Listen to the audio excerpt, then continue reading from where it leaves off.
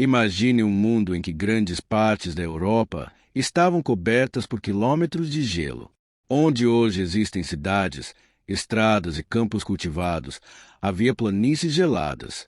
Onde hoje existem florestas, grandes animais caminhavam entre gramíneas e arbustos.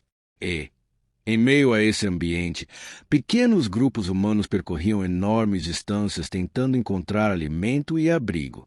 Esse mundo existiu, mas a expressão era do gelo pode causar uma impressão errada. A Terra não ficou completamente congelada. Durante a história do planeta, houve vários períodos glaciais, o que normalmente chamamos de Era do Gelo. Quando falamos sobre os seres humanos pré-históricos, refere-se principalmente ao período mais recente de glaciações, que começou centenas de milhares de anos atrás e teve seu momento mais intenso durante a última glaciação. A paisagem era muito diferente da atual, e a humanidade precisou aprender a viver dentro dela. O planeta nunca teve um clima completamente estável. Temperaturas mudaram.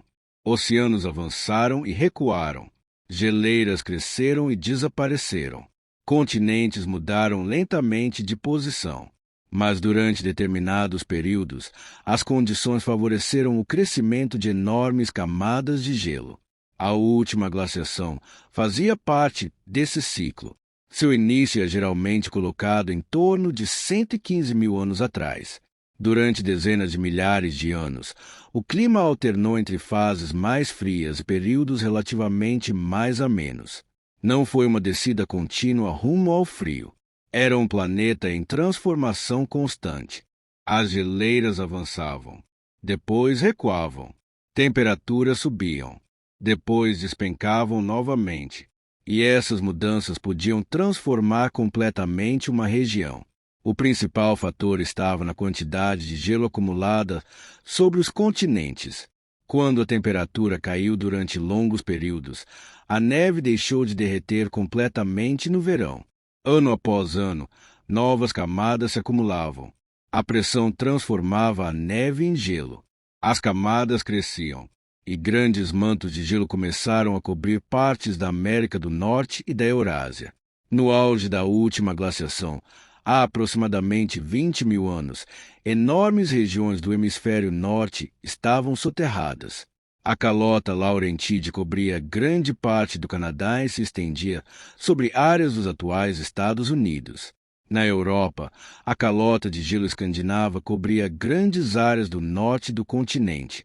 Montanhas também possuíam enormes geleiras.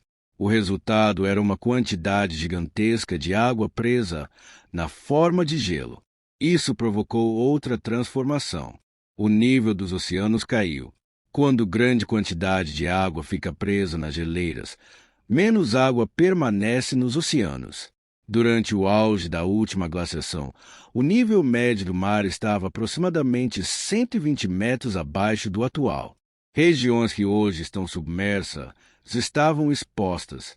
Surgiram enormes áreas de terra entre regiões que atualmente são separadas pelo mar.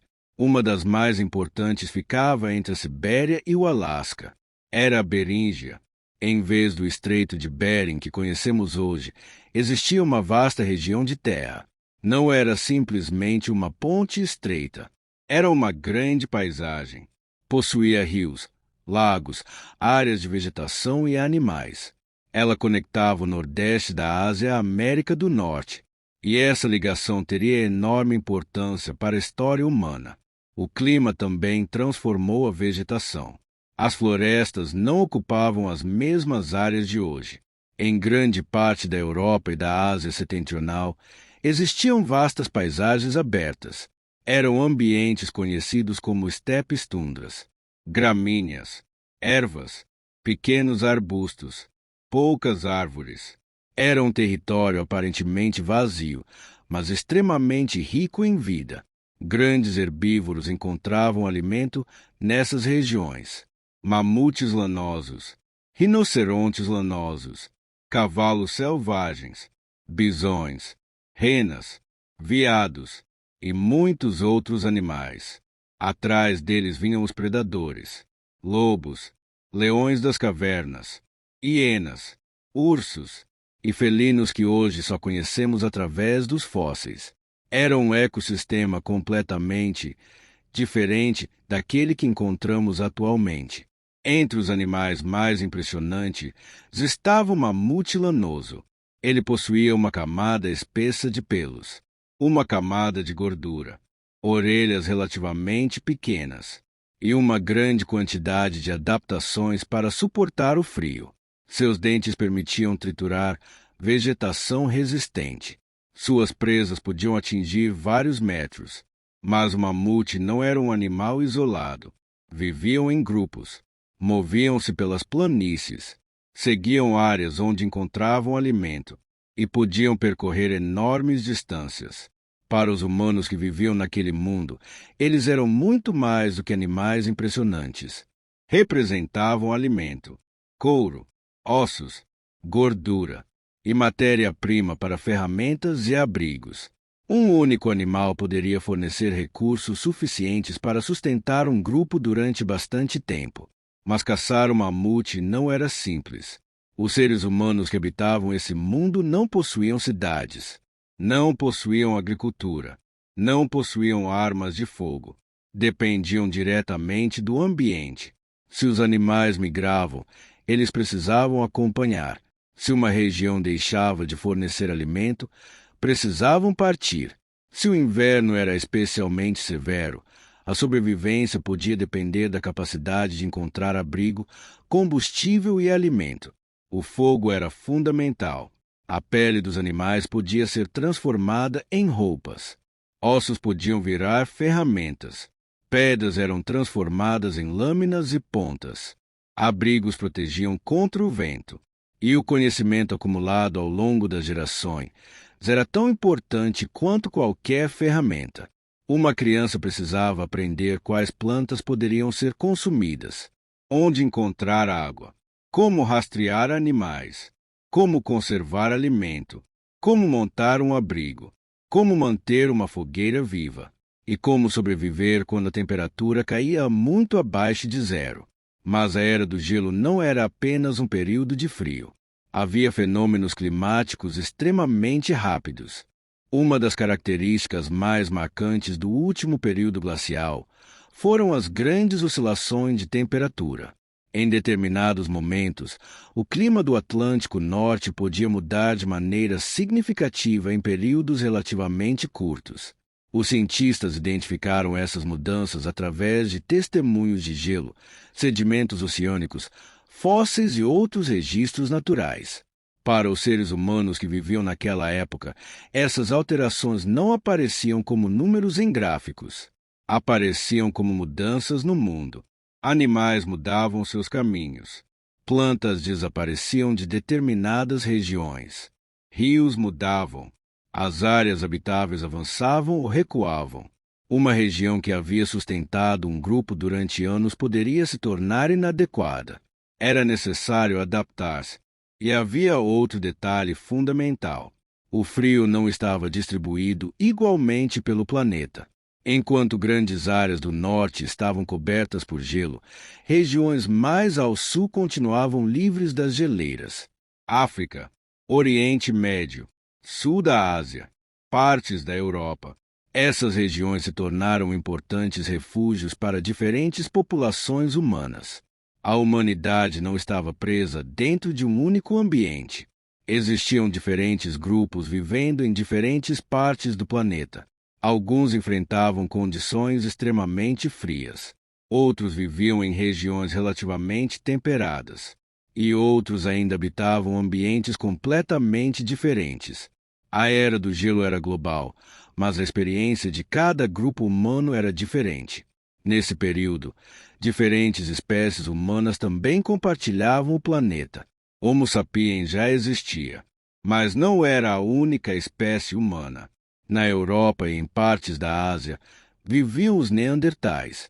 Na Ásia também existiam populações relacionadas aos denisovanos, conhecidas principalmente através de evidências genéticas e arqueológicas. Durante milhares de anos, esses diferentes grupos ocuparam territórios próximos ou sobrepostos. Em alguns momentos, entraram em contato E sabemos hoje que esses encontros não foram apenas conflitos. Houve também cruzamento entre populações. Parte do DNA de populações humanas atuais fora da África possui origem neandertal. Algumas populações da Ásia e da Oceania também carregam herança genética associada aos denisovanos. A história humana durante a Era do Gelo, portanto, não era uma história de uma única espécie caminhando sozinha por um planeta congelado. Era um mundo habitado por diferentes populações humanas. Enquanto o gelo avançava, essas populações continuavam vivendo, caçando, coletando, migrando, criando ferramentas, enterrando seus mortos, produzindo arte e transmitindo conhecimentos. Em alguns lugares, deixaram pinturas nas paredes das cavernas. Em outros, pequenas esculturas, ferramentas, restos de fogueiras, ossos trabalhados, pegadas, abrigos. Cada vestígio é uma pequena parte de uma história muito maior, porque ninguém daquela época deixou um livro contando como era viver naquele mundo. Precisamos reconstruir suas vidas através do que ficou para trás. Durante muito tempo, imaginou-se que esses seres humanos viviam constantemente à beira da morte. A realidade provavelmente era mais complexa. Eles eram extremamente vulneráveis, mas também eram extraordinariamente adaptáveis. Ocupavam ambientes diferentes, desenvolviam tecnologias, aprendiam a aproveitar recursos locais, cooperavam em grupos e transmitiam conhecimento entre gerações. Essa capacidade seria decisiva, porque a Era do Gelo duraria milhares de anos. E o mundo ainda mudaria muitas vezes antes de chegar ao fim. Por volta de 26.000 a 19.000 anos atrás, o clima atingiu uma das fases mais frias da última glaciação. O gelo alcançou enormes extensões. O nível dos oceanos estava muito mais baixo. A paisagem aberta dominava vastas regiões. E os grandes mamíferos estavam espalhados pelo hemisfério norte. Era um dos momentos mais extremos daquele mundo. Mas, mesmo naquele período, a humanidade continuava avançando. Grupos humanos já haviam chegado a regiões muito distantes de suas origens. Alguns ocupavam a Europa, outros atravessavam a Ásia. Populações humanas já estavam presentes na Austrália havia dezenas de milhares de anos. E, nas Américas, grupos começavam a ocupar novos territórios. O planeta estava sendo lentamente preenchido por seres humanos. Então, lentamente, algo começou a mudar. As temperaturas globais começaram a subir. As grandes geleiras começaram a recuar. O nível dos mares começou a aumentar. Animais mudaram suas rotas. Florestas começaram a avançar sobre algumas áreas que antes eram dominadas por estepes. A paisagem que havia sustentado mamutes, rinocerontes lanosos e enormes rebanhos começou a desaparecer. Mas o fim não aconteceu de uma vez. Durante milhares de anos, o planeta passou por novas oscilações. Algumas regiões aqueceram, outras esfriaram novamente, até que, por volta de 11.700 anos atrás, começou oficialmente o período geológico em que vivemos hoje, o Holoceno. A última grande glaciação havia terminado, mas para os seres humanos, o fim do gelo não significou simplesmente o desaparecimento de um mundo. Significou o nascimento de outro. As paisagens mudaram, os animais mudaram, as fontes de alimento mudaram, e os próprios seres humanos começariam a mudar sua maneira de viver. A humanidade estava prestes a abandonar, pouco a pouco, a vida dominada pela caça e pela migração. E, em diferentes partes do planeta, surgiria uma transformação que mudaria para sempre a nossa história. A agricultura. Durante milhares de anos, os seres humanos dividiram o planeta com animais que hoje parecem pertencer a outro mundo. Alguns eram maiores do que qualquer criatura terrestre que podemos encontrar atualmente. Outros possuíam presas enormes, chifres gigantescos, dentes capazes de atravessar carne e ossos, corpos cobertos por uma espessa camada de pelos. Para os grupos humanos da Era do Gelo, esses animais não eram monstros pré-históricos. Eram parte da vida cotidiana. Podiam ser alimento, perigo, concorrência ou simplesmente uma presença constante na paisagem. O mundo dos primeiros seres humanos modernos era muito mais selvagem, em muitas regiões, muito maior do que o nosso. O mais famoso de todos era o mamute lanoso. Durante muito tempo, as pessoas imaginaram que os mamutes eram apenas elefantes gigantes cobertos de pelos. Mas eles eram muito mais do que isso. Eram animais perfeitamente adaptados às condições do norte. Seu corpo possuía uma camada de gordura capaz de ajudar na conservação do calor. Os pelos formavam uma proteção espessa contra o frio. As orelhas eram menores do que as dos elefantes africanos atuais, reduzindo a perda de calor. E suas enormes presas não eram usadas apenas para defesa. Podiam ajudar a mover neve, procurar vegetação e disputar espaço com outros animais. Os mamutes percorriam grandes territórios, viviam em grupos e seguiam os ciclos das estações. Onde havia alimento, eles podiam sobreviver. Quando as condições mudavam, precisavam seguir adiante. Os seres humanos aprenderam a acompanhar esses animais. Mas é importante imaginar corretamente como isso acontecia. Não existia uma única estratégia. Caçar um mamute adulto era perigoso demais. Um golpe errado poderia matar um caçador. Um animal ferido podia esmagar pessoas. Uma caçada exigia planejamento, conhecimento do terreno, comunicação e cooperação. Os grupos humanos poderiam aproveitar animais mortos naturalmente, caçar indivíduos jovens ou enfraquecidos, atacar animais isolados, ou utilizar o próprio ambiente a seu favor. Em algumas regiões, os arqueólogos encontraram evidências de locais onde grandes animais foram processados repetidamente. Cada osso conta parte dessa história. Marcas deixadas por ferramentas de pedra mostram onde a carne foi retirada. Ossos quebrados revelam o aproveitamento da medula. Presas e outros materiais eram transformados em objetos. Um único animal podia fornecer uma quantidade enorme de recursos. A carne podia alimentar um grupo. A gordura podia ser utilizada como fonte de energia. A pele servia para produzir roupas ou cobrir abrigos. Os ossos podiam ser transformados em ferramentas. Em algumas regiões da Europa Oriental, arqueólogos encontraram estruturas construídas parcialmente com ossos de mamutes. Esses materiais eram organizados para formar a base de habitações. Provavelmente eram cobertos por peles e outros materiais. Era uma solução extraordinária. Em regiões onde árvores eram raras, os seres humanos utilizavam aquilo que o ambiente oferecia. O corpo de um animal se tornava parte da própria sobrevivência humana.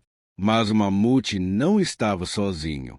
Outro gigante caminhava pelas planícies geladas.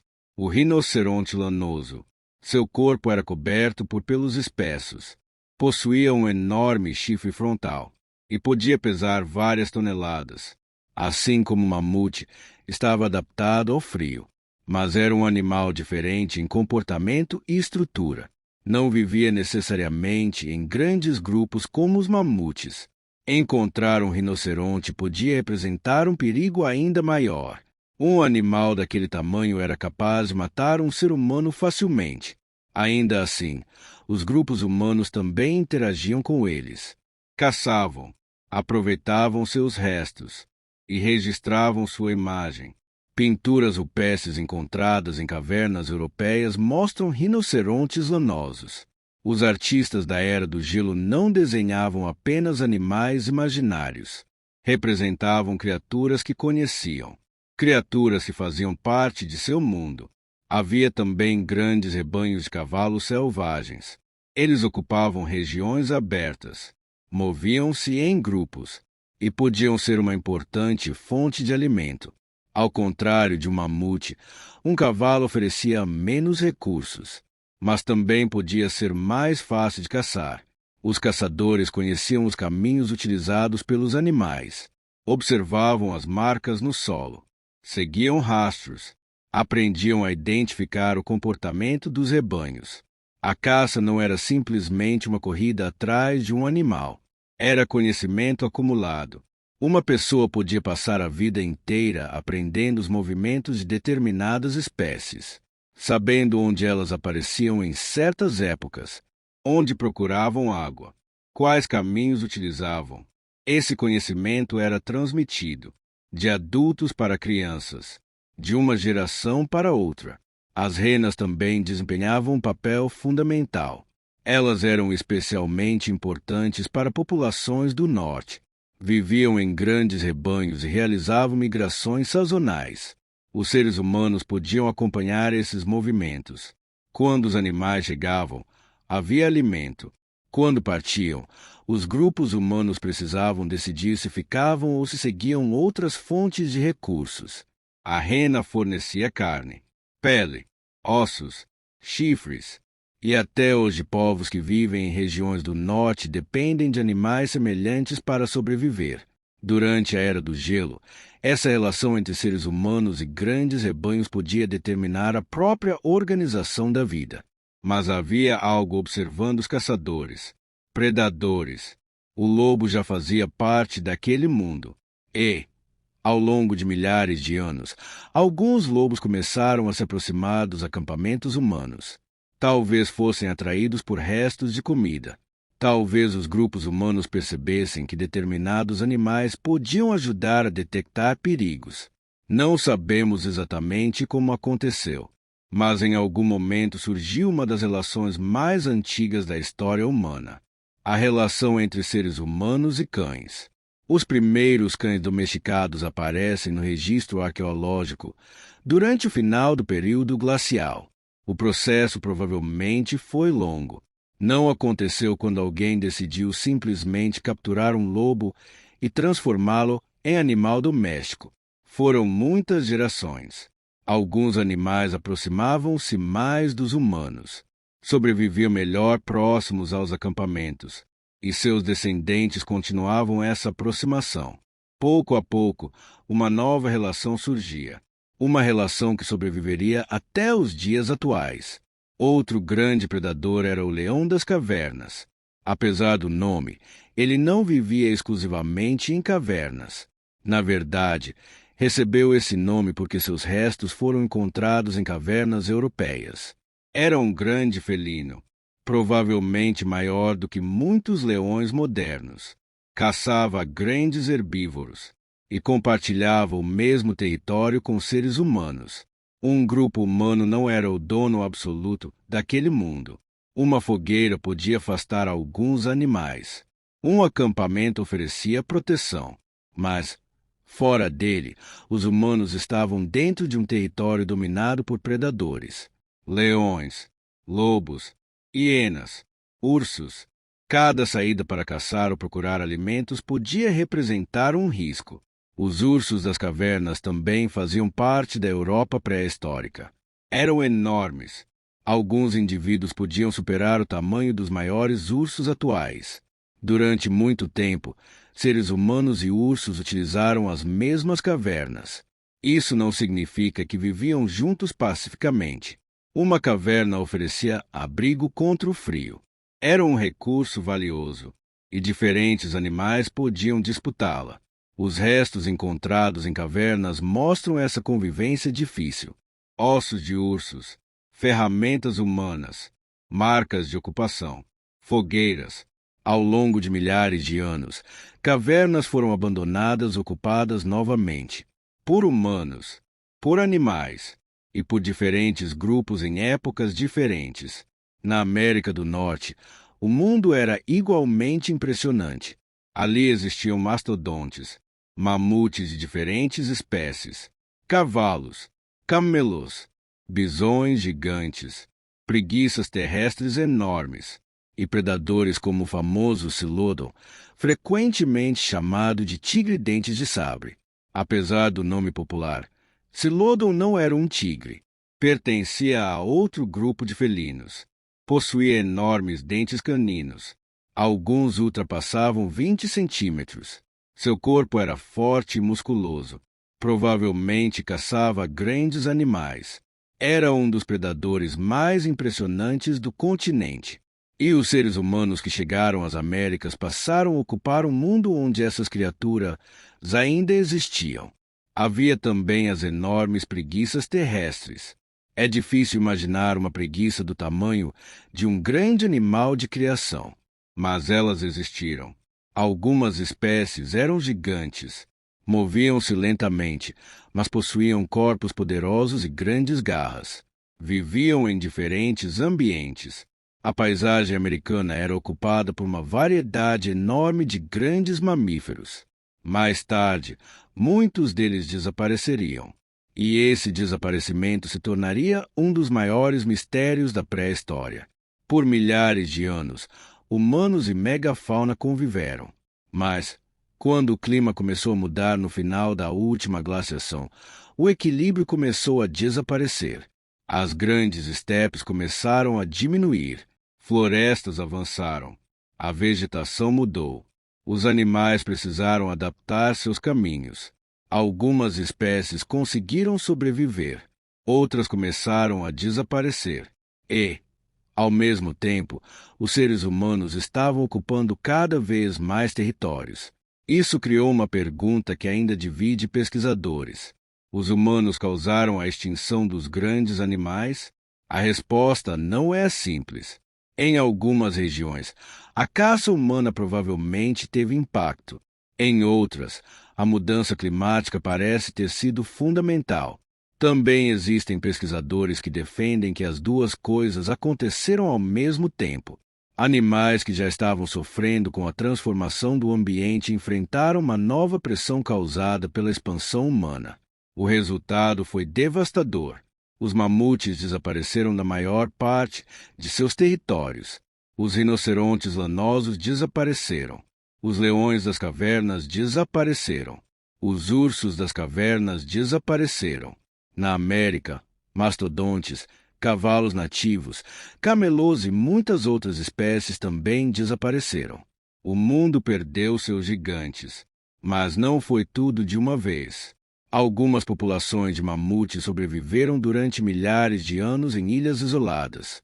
Quando as últimas pirâmides do Egito começavam a ser construídas, ainda existiam mamutes em partes remotas do Ártico. Isso mostra como o fim da Era do Gelo não foi um único acontecimento. Foi uma transformação longa. Para os seres humanos, o desaparecimento desses animais significava uma mudança profunda. Não era apenas a perda de uma espécie. Era o desaparecimento de fontes de alimento, de materiais, de rotas conhecidas, de formas de vida que haviam sustentado grupos humanos durante milhares de anos. Os caçadores precisariam se adaptar, precisariam buscar novas estratégias. E, em muitas regiões, começariam a depender cada vez mais de animais menores, plantas, peixes e outros recursos. O mundo dos gigantes estava terminando, mas a humanidade continuava. E, enquanto os grandes animais desapareciam das planícies, os seres humanos estavam prestes a realizar uma das maiores transformações de sua própria história. Porque sobreviver ao frio havia sido apenas o começo. A grande questão agora era outra. Como viver em um planeta que estava mudando completamente? E foi nesse mundo em transformação que a humanidade começou sua longa caminhada por novos continentes, mares e territórios desconhecidos. Sobreviver durante a Era do Gelo não dependia apenas de força. Um ser humano sozinho estava em desvantagem diante daquele mundo. Não corria mais rápido que muitos animais. Não possuía garras. Não tinha presas. Não possuía uma pele naturalmente preparada para temperaturas extremas. Mas possuía algo diferente. Era capaz de aprender, planejar, cooperar e transformar aquilo que encontrava ao seu redor em ferramentas para sobreviver. Foi assim que pequenos grupos humanos conseguiram viver em lugares onde o frio parecia impossível de suportar. Uma das maiores armas contra o inverno era o fogo. Mas conseguir fogo e mantê-lo aceso eram coisas diferentes. Em algumas regiões, encontrar madeira podia ser difícil. As grandes planícies do norte nem sempre possuíam florestas próximas. Então os grupos humanos precisavam utilizar diferentes combustíveis: madeira quando disponível, restos vegetais e, em algumas regiões, até ossos e gordura de animais. Uma fogueira não servia apenas para aquecer. Ela iluminava a noite, ajudava a cozinhar alimentos, afastava a parte dos predadores, permitia trabalhar em ferramentas, criava um ponto de encontro. Ao redor do fogo, os membros do grupo podiam conversar, ensinar e transmitir conhecimentos. A sobrevivência não dependia apenas do que uma pessoa conseguia fazer sozinha. Dependia daquilo que um grupo conseguia aprender junto. As roupas eram igualmente importantes. Os primeiros seres humanos que chegaram a regiões frias não podiam sobreviver apenas com o próprio corpo. Precisavam fabricar proteção. Peles de animais eram transformadas em vestimentas. Mas isso exigia técnica. A pele precisava ser preparada, cortada, trabalhada, costurada. Arqueólogos encontraram agulhas feitas de osso marfim que demonstram um conhecimento impressionante. Algumas eram pequenas e delicadas.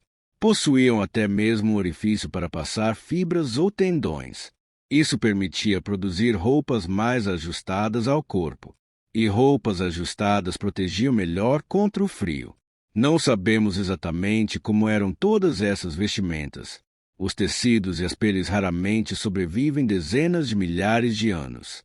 Mas as ferramentas utilizadas para produzi-las permanecem. Elas mostram que aqueles seres humanos não simplesmente se enrolavam em peles. Muitos fabricavam roupas de maneira cuidadosa. O abrigo também precisava ser adaptado. Cavernas ofereciam proteção em algumas regiões. Mas os seres humanos não podiam depender apenas delas. Muitas populações viviam em grandes planícies, onde não existiam cavernas. Então precisavam construir. Alguns abrigos eram feitos com madeira. Outros utilizavam ossos de grandes animais como estrutura. Peles eram esticadas sobre armações. Pedras podiam ser usadas para manter os materiais no lugar. Em certos sítios arqueológicos, é possível identificar a posição onde antigas estruturas provavelmente existiram. Restos de fogueiras aparecem no centro. Ferramentas ficam espalhadas. Ossos de animais mostram área onde alimentos foram processados. O chão preserva pequenas marcas da vida cotidiana. Um acampamento pré-histórico não era uma cidade, mas também não era uma simples parada aleatória. Alguns locais foram utilizados repetidamente, durante anos, talvez durante gerações. Os seres humanos precisavam conhecer o território, saber onde estavam os rios, onde os animais costumavam passar, onde encontrar pedras adequadas para fabricar ferramentas, onde buscar abrigo durante o inverno. Esse conhecimento podia ser a diferença entre a vida e a morte. Uma família que conhecesse uma região podia retornar todos os anos. Um vale podia oferecer caça em determinada estação. Uma passagem podia ser utilizada pelos rebanhos. Uma caverna podia servir como abrigo temporário. As pessoas não caminhavam sem direção. Seguiam paisagens que conheciam e transmitiam mapas que não estavam desenhados em papel, mas guardados na memória. A caça era uma das partes mais importantes da sobrevivência, mas não era a única. Durante muito tempo, a imagem dos caçadores pré-históricos foi simplificada. Homens saindo para matar grandes animais, enquanto o restante do grupo apenas esperava. Hoje sabemos que a realidade era muito mais complexa. Diferentes membros do grupo podiam participar da busca por alimento. A divisão das atividades provavelmente variava conforme a idade, o ambiente e as necessidades. As pessoas coletavam plantas, frutos, raízes, sementes, pequenos animais, ovos, peixes, moluscos, insetos em algumas regiões. A dieta dependia do lugar onde viviam. Um grupo próximo ao litoral podia depender fortemente dos recursos do mar. Outro, nas planícies, podia acompanhar grandes rebanhos. Outro ainda podia combinar caça e coleta de diferentes recursos. Não existia uma única maneira de sobreviver. As ferramentas eram o centro dessa adaptação. Pedras eram cuidadosamente escolhidas. Nem toda pedra servia. Algumas quebravam de maneira irregular. Outras podiam produzir lâminas extremamente afiadas. Sílex e obsidiana eram especialmente valiosos em determinadas regiões. Um bom pedaço de pedra podia ser transformado em várias ferramentas: lâminas, pontas, raspadores, perfuradores. Cada uma tinha uma função. O processo exigia habilidade. Um golpe errado podia destruir o material. Por isso, fabricar ferramentas era uma forma de conhecimento. E esse conhecimento era ensinado. Uma criança podia observar um adulto durante anos antes de dominar uma técnica. Mas as ferramentas não eram feitas apenas de pedra. Os seres humanos utilizavam ossos, chifres, marfim, madeira, fibras vegetais, peles. Tudo aquilo que o ambiente oferecia podia ser transformado. Pontas de lanças podiam ser produzidas com diferentes materiais. Arpões eram utilizados para pesca. Agulhas ajudavam na fabricação de roupas. Pequenos objetos podiam ser utilizados como adornos. A capacidade de transformar matéria-prima em ferramentas foi uma das grandes vantagens humanas. Quando o ambiente mudava, as ferramentas também podiam mudar. E os seres humanos não estavam apenas sobrevivendo. Eles também estavam criando. Durante a Era do Gelo surgiram algumas das mais antigas obras de arte conhecidas. Pinturas apareceram nas paredes de cavernas. Animais foram desenhados com detalhes impressionantes. Cavalos, bisões, mamutes, rinocerontes, leões, mãos humanas, símbolos cujo significado ainda é desconhecido. Algumas das cavernas mais famosas ficam na Europa, como Chauvet, Lascaux e Altamira. As imagens não eram simples rabiscos. Os artistas utilizavam o relevo das paredes. Criavam sensação de movimento. Misturavam pigmentos. Escolhiam cuidadosamente os lugares. A arte já fazia parte da vida humana em um período em que a sobrevivência era uma preocupação diária. Isso muda completamente a maneira como imaginamos aqueles grupos. Também existem pequenas esculturas. Algumas representam animais, outras representam figuras humanas. As chamadas Vênus paleolíticas são algumas das mais conhecidas. São pequenas figuras femininas encontradas em diferentes regiões da Europa e da Ásia. Algumas possuem características corporais exageradas. Não sabemos exatamente o que significavam. Talvez estivessem ligadas à fertilidade. Talvez representassem pessoas específicas. Talvez tivessem funções simbólicas ou religiosas. A verdade é que não sabemos. E é importante não transformar hipóteses em certezas. Mas sabemos que aqueles objetos foram feitos intencionalmente. Eles carregavam significado. Um significado que se perdeu com o tempo. A morte também fazia parte desse mundo.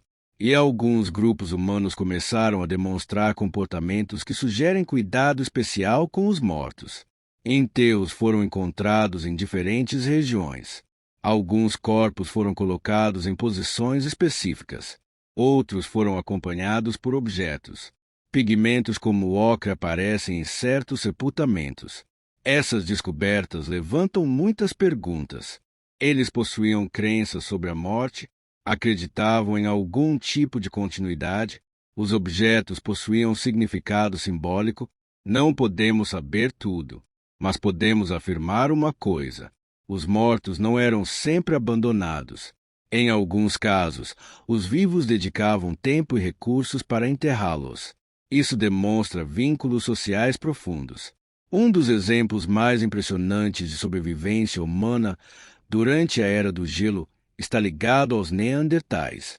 Por muito tempo, eles foram retratados como criaturas brutais e inferiores. A imagem popular mostrava seres curvados, incapazes de pensar e destinados a desaparecer diante dos humanos modernos. A ciência mudou completamente essa visão. Os neandertais eram humanos adaptados ao ambiente em que viviam. Possuíam ferramentas, controlavam o fogo, caçavam grandes animais, cuidavam de membros feridos, produziam objetos e, em alguns casos, provavelmente enterravam seus mortos. Viveram durante centenas de milhares de anos. Sobreviveram a mudanças climáticas enormes. Não eram um fracasso da evolução. Eram outra forma de humanidade. Durante milhares de anos, Homo sapiens e Neandertais compartilharam partes do planeta. Em algumas regiões, viveram separados. Em outras, encontrarão-se. E sabemos que houve descendentes desses encontros. Hoje, milhões de pessoas carregam pequenas porcentagens de DNA neandertal. Esses encontros aconteceram tantas gerações atrás que ninguém registrou suas histórias. Não sabemos seus nomes. Não sabemos como se comunicavam. Não sabemos se alguns encontros foram pacíficos ou violentos. Mas sabemos que, em algum momento, diferentes grupos humanos não apenas se encontraram, formaram famílias e deixaram parte de sua herança nas populações futuras. A sobrevivência durante a Era do Gelo, portanto, não era apenas uma luta contra o frio. Era uma luta para preservar conhecimento, encontrar alimento, proteger crianças, cuidar dos feridos, evitar predadores, construir abrigos, manter relações dentro do grupo e compreender um mundo que mudava constantemente. Os seres humanos sobreviveram porque não dependiam de uma única solução. Se a caça diminuía, buscavam outros alimentos. Se o clima mudava, migravam. Se uma região se tornava impossível de habitar, procuravam outra. Essa capacidade de adaptação levaria a humanidade cada vez mais longe. Enquanto alguns grupos viviam nas planícies da Europa, outros avançavam pela Ásia. Muito antes do fim da Era do Gelo, seres humanos modernos já haviam alcançado a Austrália. Agora, novas populações continuavam explorando territórios desconhecidos. Ao norte, existia uma enorme região conectando a Ásia à América, a Beríngia. Por milhares de anos, aquela terra esteve exposta porque o nível dos oceanos era muito mais baixo. Animais circulavam por ali, e seres humanos também. A história da humanidade estava prestes a alcançar um novo continente, uma viagem que mudaria para sempre o mapa da ocupação humana. Porque a Era do Gelo não foi apenas o período em que a humanidade aprendeu a sobreviver ao frio. Foi também o período em que começamos a ocupar praticamente todo o planeta. Durante grande parte da história humana, o planeta ainda era um território desconhecido. Não existiam mapas, não havia fronteiras. Nenhum grupo sabia como era o mundo inteiro. Cada povo conhecia apenas aquilo que conseguia alcançar. As montanhas próximas, os rios, as florestas, as planícies, os caminhos dos animais. E, pouco a pouco, geração após geração, os seres humanos começaram a ocupar territórios cada vez mais distantes. A Era do Gelo foi um dos grandes períodos dessa expansão. Enquanto as geleiras transformavam o planeta, grupos humanos continuavam avançando. Alguns seguiram para o norte, outros atravessaram desertos. Alguns chegaram a ilhas separadas pelo mar, e outros entraram em um continente que nenhum ser humano havia ocupado antes. As Américas. A humanidade moderna surgiu na África. Durante milhares de anos, grupos de Homo sapiens viveram exclusivamente naquele continente. Mas, em algum momento, pequenas populações começaram a sair. Não foi uma única grande migração. Não aconteceu como um exército atravessando uma fronteira. Foram movimentos lentos. Grupos avançavam. Algumas famílias permaneciam. Outras continuavam. Novas gerações nasciam já longe do lugar de onde seus antepassados tinham partido. Assim, ao longo de milhares de anos, seres humanos começaram a ocupar novas regiões. chegaram ao Oriente Médio, avançaram pela Ásia, alcançaram a Europa e, muito antes do fim da Era do Gelo, já estavam chegando a lugares extremamente distantes. Um dos exemplos mais impressionantes foi a chegada à Austrália. Os seres humanos modernos chegaram à região há pelo menos 50 mil anos, possivelmente antes, dependendo das evidências consideradas. Mas havia um problema. A Austrália não estava ligada ao continente asiático por uma simples passagem terrestre. Mesmo durante os períodos em que o nível do mar era mais baixo, existiam trechos de água que precisavam ser atravessados. Isso significa que seres humanos pré-históricos precisaram construir embarcações, utilizar algum tipo de meio capaz de cruzar o mar. Não sabemos exatamente como eram esses barcos.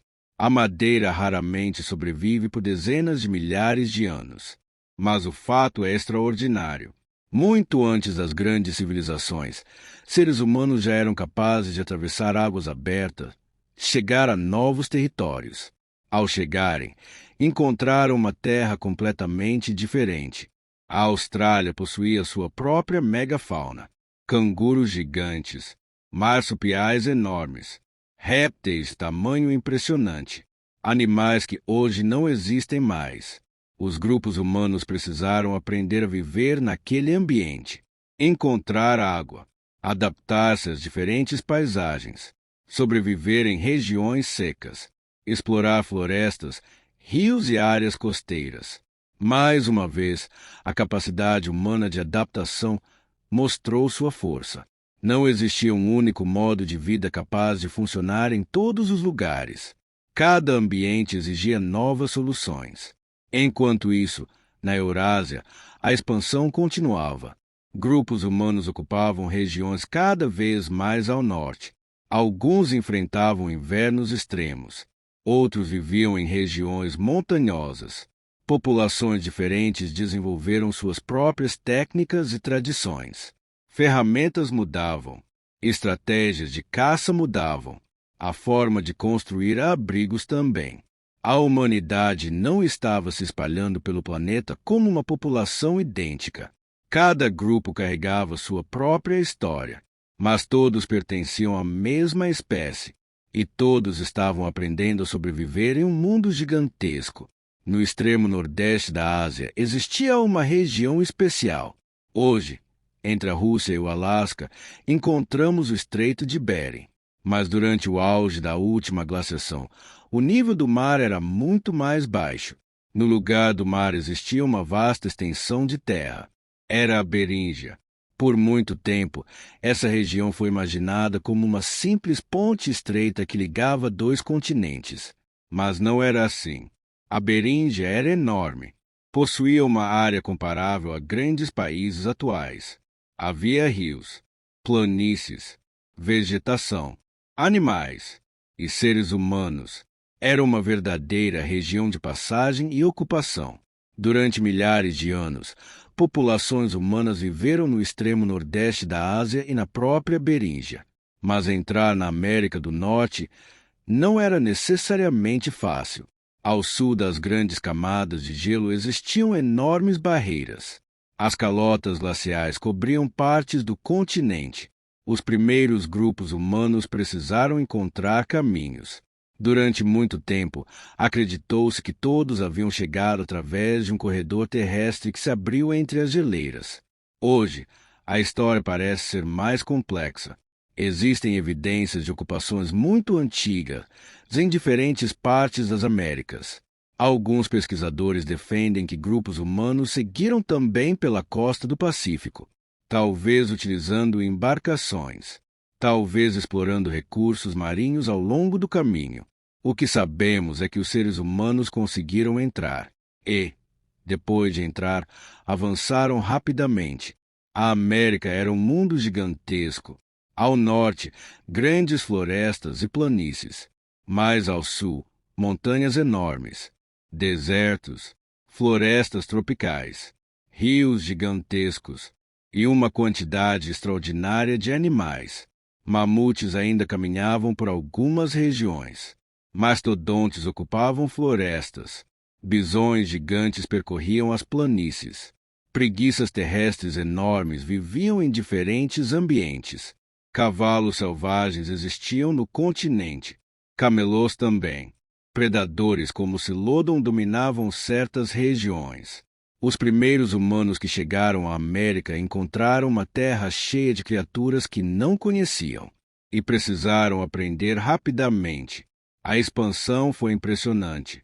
Em poucos milhares de anos, grupos humanos já haviam alcançado regiões extremamente distantes. Chegaram à América do Sul, ocuparam áreas próximas aos Andes, exploraram planícies, florestas, litorais e regiões frias do extremo sul. A presença humana chegou até a Patagônia. Era uma distância enorme desde as regiões do norte. Não havia estradas. Não existiam mapas. A expansão aconteceu passo a passo. Um grupo encontrava uma região favorável. Ali permanecia por algum tempo. Parte da população continuava. E assim a humanidade avançava. A migração não era apenas uma busca por novos territórios. Muitas vezes era uma necessidade. Os animais migravam.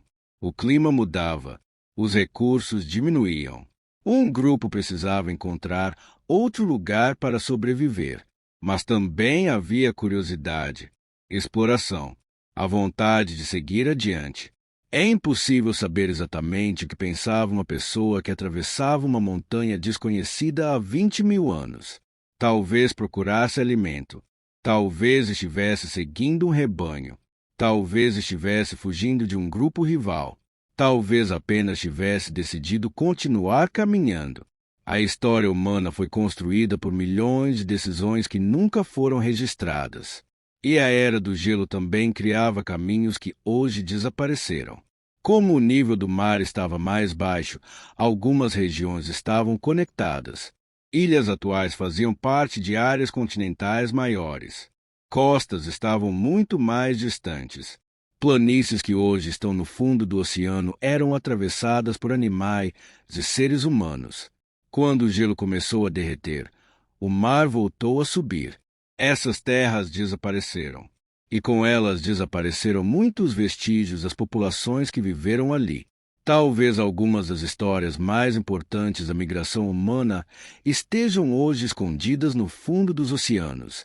A expansão humana também trouxe encontros. Quando grupos se deslocavam, podiam encontrar outros seres humanos. Alguns pertenciam à mesma população. Outros possuíam culturas e tradições diferentes. Em períodos ainda mais antigos, Homo sapiens encontrou outras espécies humanas. Neandertais, denisovanos, possivelmente outros grupos que ainda conhecemos pouco. Esses encontros ajudaram a formar a diversidade genética da humanidade moderna. A história não foi uma simples linha de avanço. Foi uma rede de encontros, separações e migrações. Populações que se afastavam durante milhares de anos. Outras que voltavam a se encontrar. Famílias que se formavam. Grupos que desapareciam. Novas comunidades que surgiam. Durante a Era do Gelo, nenhum ser humano sabia que estava participando da ocupação do planeta. Para cada grupo, o mundo conhecido podia ser relativamente pequeno. Mas, visto de milhares de anos de distância, esses movimentos formam algo impressionante. A humanidade saiu de um continente e chegou a praticamente todos os outros.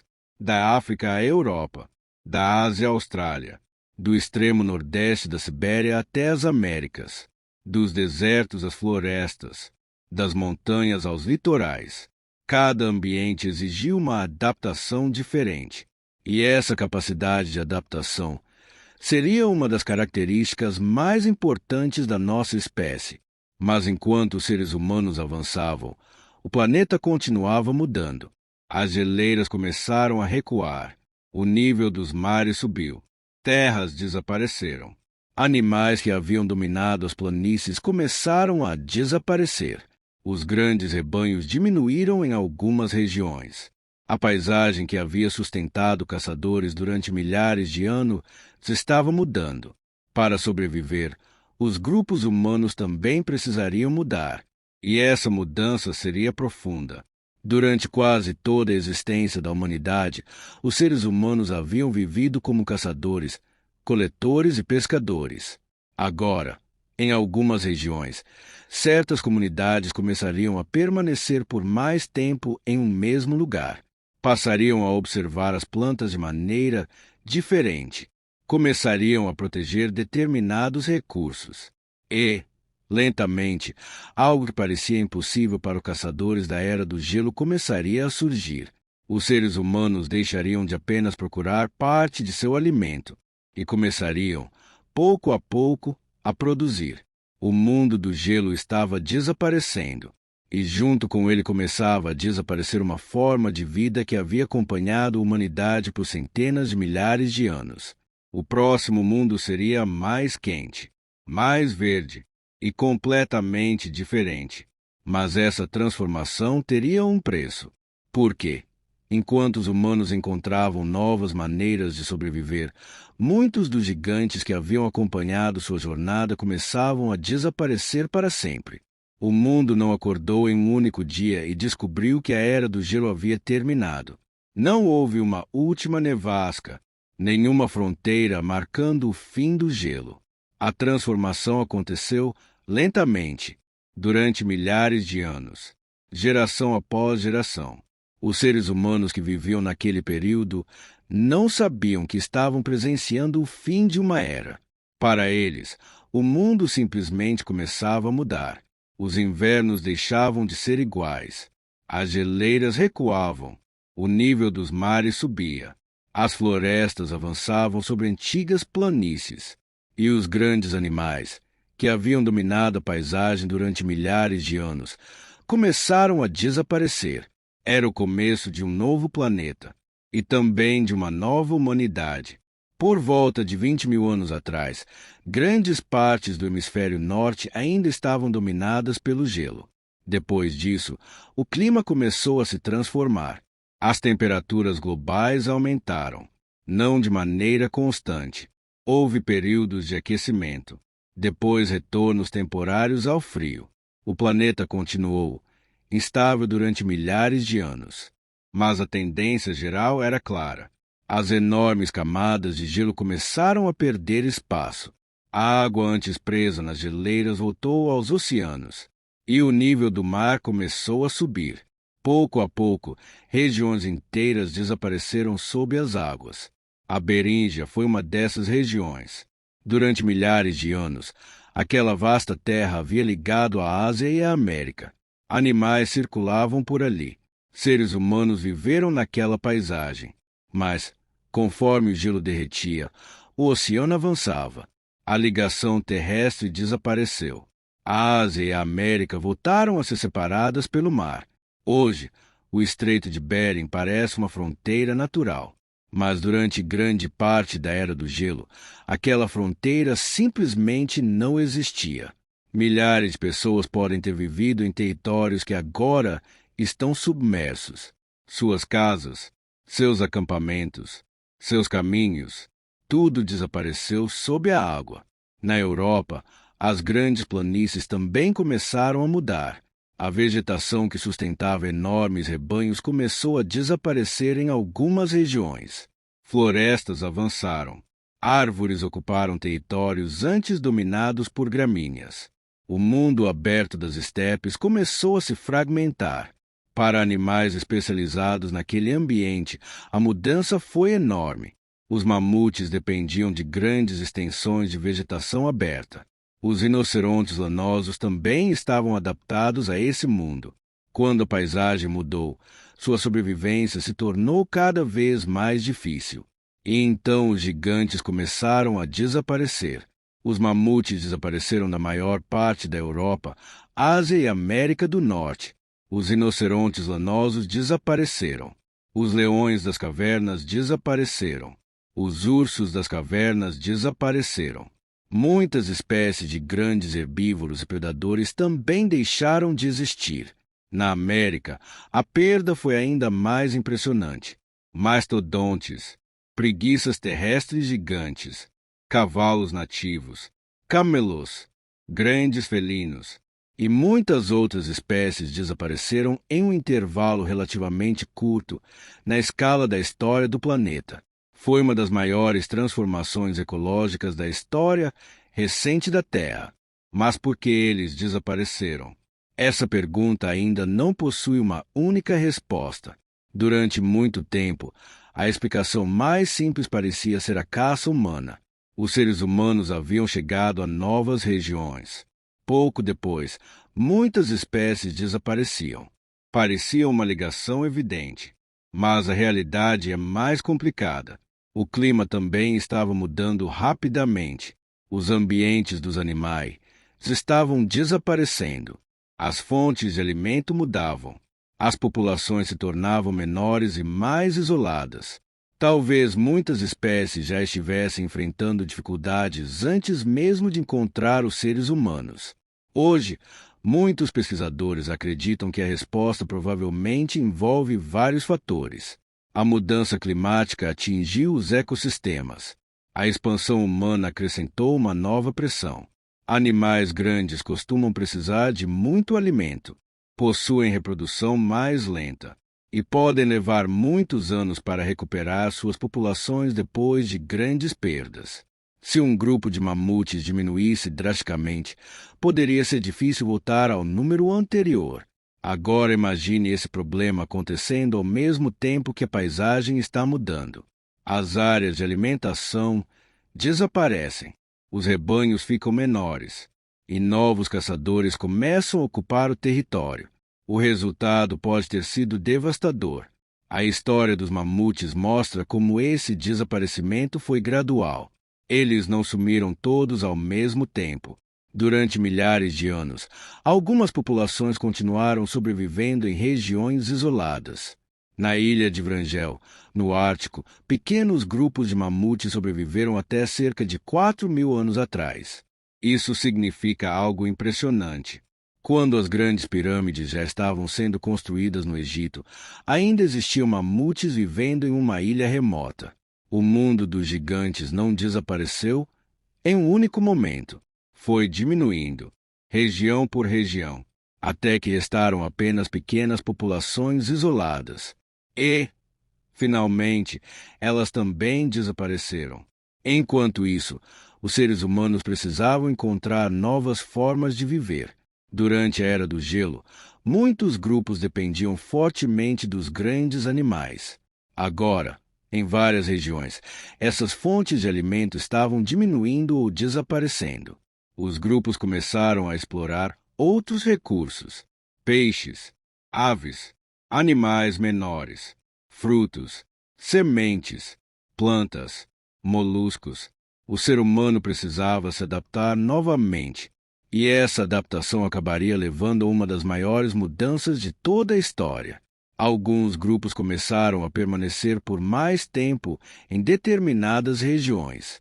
Em vez de seguir constantemente grandes rebanhos, podiam explorar recursos locais. Certas áreas possuíam plantas que apareciam todos os anos. Outras eram ricas em peixes. Algumas regiões concentravam animais menores. A vida começou a mudar lentamente. Não aconteceu em todos os lugares ao mesmo tempo. Nem todos abandonaram a vida de caçadores e coletores. Muitos povos continuaram vivendo dessa maneira até períodos muito recentes. Mas, em algumas regiões, novas experiências começaram. As pessoas passaram a observar melhor o crescimento das plantas. Aprenderam onde determinadas espécies apareciam. Perceberam que sementes podiam gerar novas plantas. Começaram a manipular o ambiente. E, depois de milhares de anos de experiências, surgiria a agricultura. O processo aconteceu em diferentes regiões do planeta, com plantas diferentes, em momentos diferentes. Não foi uma invenção de uma única pessoa ou de um único povo. Foi uma transformação lenta, mas suas consequências seriam gigantescas. A agricultura permitiria que populações permanecessem mais tempo em um mesmo lugar. A população cresceria, aldeias apareceriam, depois cidades, estados, reinos, impérios. A escrita surgiria. E, milhares de anos mais tarde, os seres humanos construiriam um mundo tão diferente que seria difícil reconhecer seus antigos ancestrais das planícies congeladas. Mas tudo isso começou muito antes. Começou com pequenos grupos reunidos ao redor de uma fogueira, com pessoas observando o caminho de animais, com caçadores fabricando uma lâmina de pedra, com famílias protegendo crianças do frio, com alguém atravessando uma montanha que nunca havia visto antes. A Era do Gelo não foi apenas uma época de sobrevivência. Foi um período em que a humanidade se espalhou pelo planeta, aprendeu a viver em ambientes extremos, encontrou outras populações humanas, criou ferramentas cada vez mais complexas, produziu arte, enterrou seus mortos, construiu relações com animais que acabariam levando ao surgimento dos cães. A humanidade não apenas sobreviveu ao gelo, cresceu dentro dele. Quando o clima finalmente se estabilizou, cerca de 11.700 anos atrás, começou o período em que ainda vivemos, o Holoceno. As grandes geleiras haviam recuado, os oceanos ocupavam novas posições, as florestas haviam avançado, a maior parte dos gigantes da Era do Gelo tinha desaparecido. O planeta estava irreconhecível, mas os seres humanos continuavam ali, e agora ocupavam uma parte enorme do mundo. É fácil imaginar nossos antepassados como pessoas primitivas, perdidas em um ambiente que não compreendiam. Mas isso seria injusto. Eles possuíam conhecimentos que nós perdemos. Sabiam identificar rastros, encontrar água, prever os movimentos dos animais, transformar pedras em ferramentas precisas, sobreviver sem cidades, estradas ou mercados. Conheciam profundamente o mundo ao seu redor. O problema é que seus conhecimentos quase nunca foram escritos. Foram transmitidos de pessoa para pessoa. E muitos desapareceram quando aqueles grupos desapareceram. O que encontramos hoje são apenas fragmentos. Uma ponta de lança, uma fogueira antiga, uma pintura em uma caverna, pegadas preservadas, ossos quebrados por ferramentas humanas, pequenos sinais de uma vida que existiu há dezenas de milhares de anos. E talvez seja isso que torna a Era do Gelo tão fascinante. Ela nos mostra uma humanidade que ainda não conhecia cidades, não conhecia reis, não possuía impérios, não havia construído templos gigantescos, mas já era profundamente humana. Amava, perdia pessoas, protegia seus filhos, criava arte, cooperava, temia perigos, explorava o desconhecido e tentava sobreviver. O gelo desapareceu. Os mamutes desapareceram. As grandes planícies mudaram. Mas os descendentes daqueles seres humanos continuaram caminhando.